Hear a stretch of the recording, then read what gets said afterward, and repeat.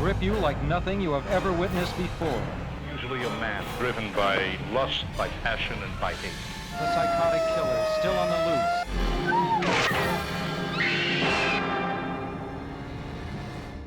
Hey everybody, welcome back. Today we're going to be discussing a sleazy 70s movie, and that would be 1977's Drive-In Massacre. What more could go wrong? You've got Buck Flowers and a guy who directed a bunch of adult films. What more could you ask for? But I am changing things up. I actually don't like this movie. And normally I talk about films that I kind of want to praise and kind of tell you like, hey, you should go watch this movie because it's weird or obscure. It's the first time I'm watching it. No. The reason I'm covering this movie, and I think, if you want to watch it, you want to watch it. It is out there. Severn put out a Blu-ray, which is what I watched. I've seen this a couple times. I do like this weird artwork that just has a samurai guy in this death robe, which he's never actually in the movie, but that's neither here nor there. I recently saw In a Violent Nature, which recently came out, and that got me thinking, what is another film that is kind of older and more obscure that basically is its parallel? It has a really cool concept and a really kind of cool killer,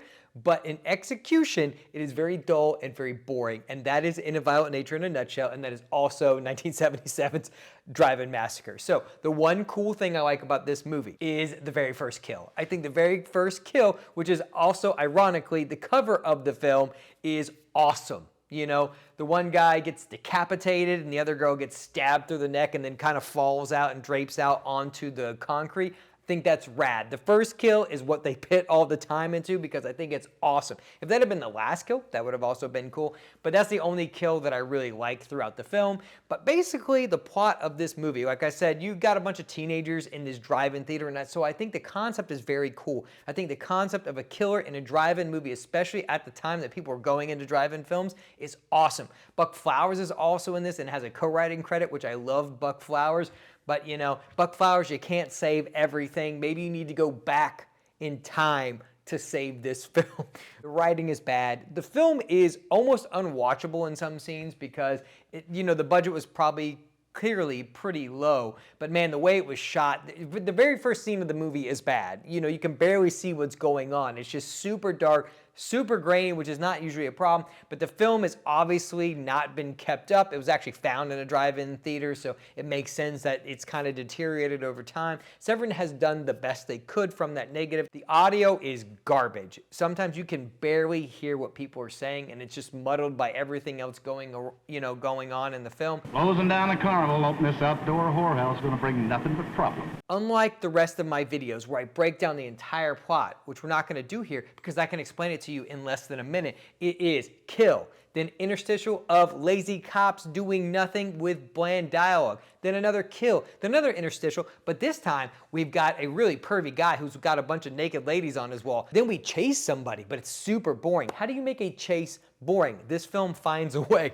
Any part in this movie, other than the kills, is pointless. This movie is an hour and 14 minutes, so barely even it's not full length. That's an hour and 20, so we couldn't even make it the extra 6 minutes, which I guess that guy is pretty used to in his other entertainment industries. He couldn't make it 6 minutes, but I don't know. This film is bad. The kills are fine. Like I said, there's a couple cool ones, but they clearly show that they are like dummy heads because they hold on the kill too long. It was like somebody's getting I can't even speak anymore. Someone's getting decapitated and then they just show like the raw kind of molding of it. So I don't know. There's not a lot of what you would think there would be in here. There's not a lot of like snogging going on in this movie. They kind of, allude to it throughout there, but there's only one scene where you actually see anything, and that's basically with a dude who is like forcing himself on another woman, and then of course they get killed. There's another couple that is like arguing because this guy's having an affair and she's pregnant, and then they kill both of them. This was the 70s. They were killing pregnant women. They do what they want. I guess that's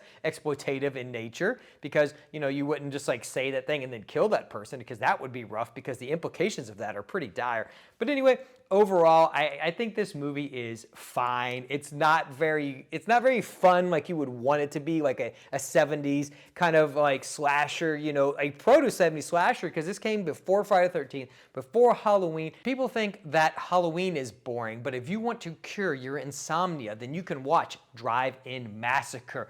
Overall, the movie is fine. I don't think it's like the worst movie I've ever seen, but it's not great. But I just wanted to talk about it because I didn't want to talk about it in a violent nature because I don't talk about new movies. So this is my roundabout way of saying that In a Violent Nature sucks and you should not watch it. So here's your new movie review wrapped in an old movie review because that's how I do things. Anyway, that's pretty much all I've got. I just kind of wanted to quickly get on here and discuss this film because I don't think it's a good movie, but in watching that new movie, it got me thinking about an old movie, and I wanted to talk about a movie that I didn't particularly love because I know I'm usually talking about films that I love in this series, but I don't love this movie. I think it's a bad 70s movie. If you want to watch another like 70s movie that is pretty great, you can watch Driller Killer. Maybe we'll cover Driller Killer at some point.